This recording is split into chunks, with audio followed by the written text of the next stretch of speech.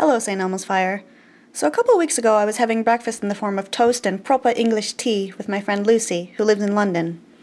For spring break, I decided to escape the rain and snow in Wisconsin in favor of the rain and snow in London. I had the pleasure of staying at Lucy's flat, and she was kind enough to let me sleep in the cupboard under the stairs like my favorite boy wizard. On my first day there, Lucy took off from work so she could show me around the touristy parts of London, like the London Eye, the Houses of Parliament, and Big Ben. Fun fact, Big Ben is actually the name of the bell inside the tower and not the clock itself. We also went to Westminster Abbey, which is really cool. Unfortunately, no filming was allowed inside, so here are some pictures of some 13th century pavement, stained glass windows, Britain's oldest door, and a corridor that looks like something from Hogwarts. Yeah, I'm going to make a lot of Harry Potter references in this video. You have been warned. We then took a walk through Green Park and St. James Park, which had many different kinds of waterfowl, including this pelican. Also pretty daffodils. From there we visited Buckingham Palace, where the guards did some guarding and I said hi to the Queen. She didn't say hi back though, probably because she was busy with work. After a quick lunch and visit to Westminster Cathedral, we went to Trafalgar Square, where I tried to scale a very large lion, but ended up just patting it awkwardly. Lucy also pointed out St. Martin in the Fields. Man, this place has a lot of churches. At that point I needed a break from being a tourist, so Lucy and I stopped in at Cafe Nerd. We then visited the National Gallery, which boasted some brilliant paintings, as well as the National Portrait Gallery, which featured some famous British people like Stephen Fry and Kate Middleton. Later that evening we went to Gordon's Wine Bar, London's oldest wine bar, where I had some excellent wine and cheese that I couldn't film because we were in a very cramped space. You know what's a popular place when it's cramped. I met up with Lucy's friends David and Max, who quickly showed me around Leicester Square before we ducked into M&M's world to escape the rain. After spending a whole day seeing beautiful historical architecture and paintings, it was a little strange to find myself in a place as modern and as uninspiring as M&M's world. We also wandered briefly through Piccadilly Circus, which, according to my London guides, was where I could find all the, quote, young people ready to party on a Friday night. On Saturday, Lucy and I took a bus to Borough Market, which had some really interesting foods, including kangaroo burger, zebra burger, camel burger, and goose eggs. We also visited Southwark Cathedral. From there I went on to tour Shakespeare's Globe. Sitting in the open-roofed theater definitely made me feel like I'd been transported back to 17th century London. After walking around the River Thames, I headed into Tate Modern, the most visited modern art gallery in the world. It had some really interesting art. They even had Dexter's blood spatter room. Seeing all these new artistic creations was such a contrast from yesterday's old cathedrals and paintings. For lunch, Lucy and I ate at the Ship Tavern, this wonderful hidden pub that offered arguably the largest serving of fish and chips known to man. We also walked through the London School of Economics, where Lucy attended graduate school, and I got to meet this penguin and this baby elephant. They didn't say much though. Since I was in London, I had to visit King's Cross. So after getting my ticket, I eventually found platform 9 3/4. They had a line for taking pictures, but the wait was worth it. Afterwards, you could pick up your picture at the 9 3/4 store, which featured tons of Harry Potter merchandise. As a huge Potterhead, it was incredibly tempting to spend my galleons in wands and chocolate frogs, but in the end I settled for a magnet. We then headed to Drury Lane, where I did not find the Muffin Man. However, we did find some incredibly delicious cake. That evening I went to see the play War Horse, and the cast, particularly those bending the horses, did a brilliant job.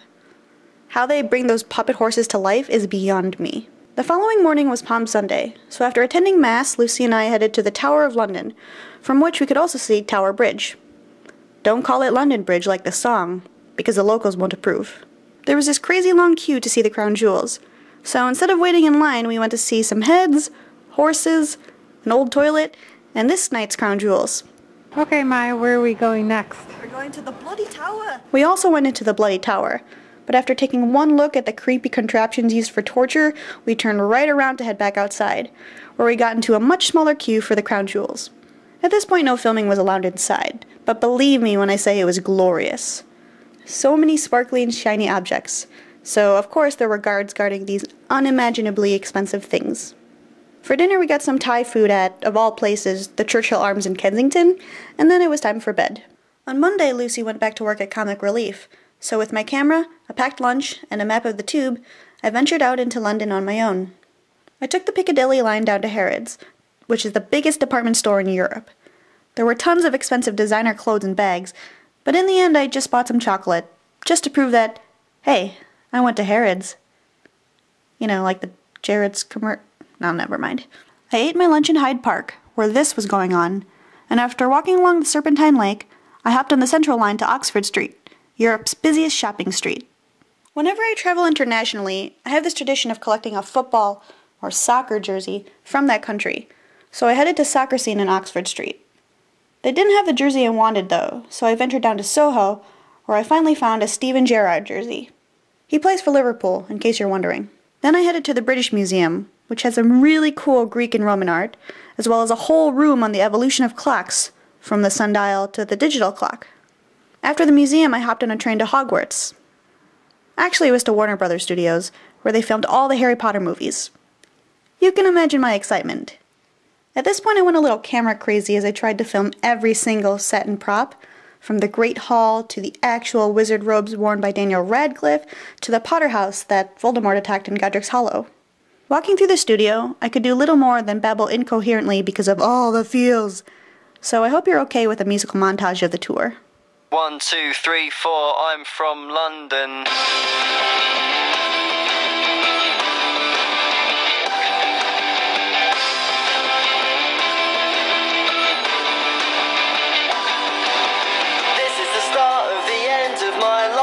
Questions I have will only be solved with time.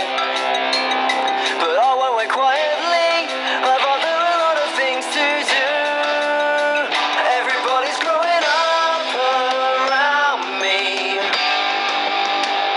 but I ain't got no patience, so let's have another Jack and Coke.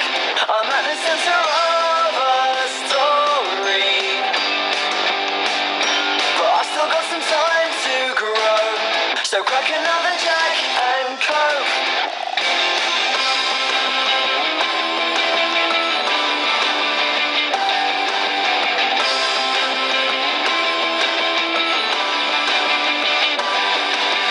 I try to act like a grown-up, I find it doesn't sit right, even though I'm past my prime.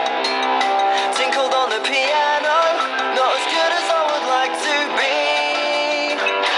Tastes like cream soda. Around me, but I ain't got no patience, so let's have another Jack and Coke. I'm at the center of a story, but I still got some time to grow, so crack another Jack and Coke.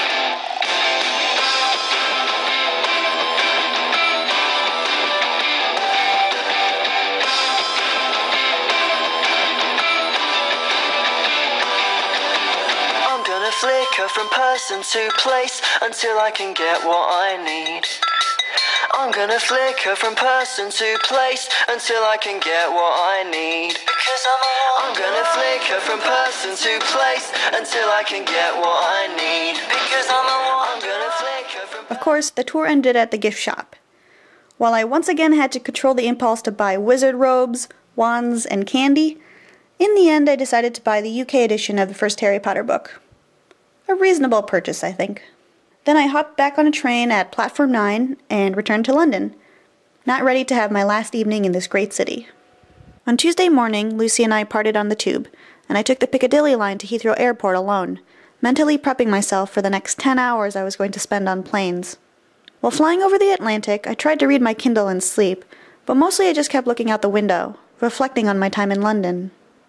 Time. My mind kept wandering back to the room of clocks at the British Museum. Here were objects used to measure time at various stages of human existence, and each clock was representative of a certain period in history. London was a lot like that room of clocks, full of things and places representative of certain moments in history, from the English Reformation to World War I to the premiere of the last Harry Potter movie.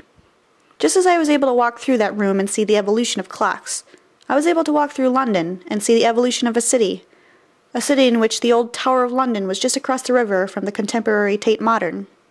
The juxtaposition of old and new. This is what fascinates me about London.